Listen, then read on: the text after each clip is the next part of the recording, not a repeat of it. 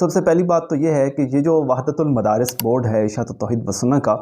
جس کے صدر ہیں حضرت مولانا شیخ طیب طاہری صاحب،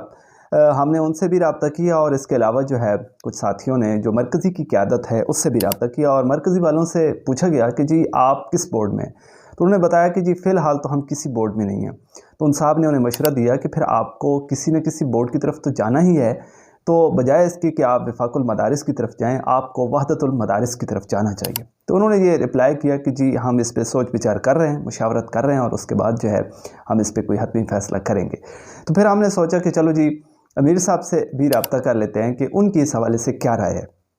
تو جب ہم نے امیر صاحب سے رابطہ کیا تو امیر صاحب نے یہ فرمایا کہ جی مواحدین جو ہیں ظاہر ہے ان کے لیے ہمارے دروازے کھلے ہیں، اور اگر وہ اس بورڈ کا حصہ بننا چاہتے ہیں، آنا چاہتے ہیں، تو موسٹ ویلکم وہ آ سکتے ہیں۔ ظاہر ہے جو ہماری شرائط ہیں ان کو فالو کرنا ہوگا، یہ ایک جینون بات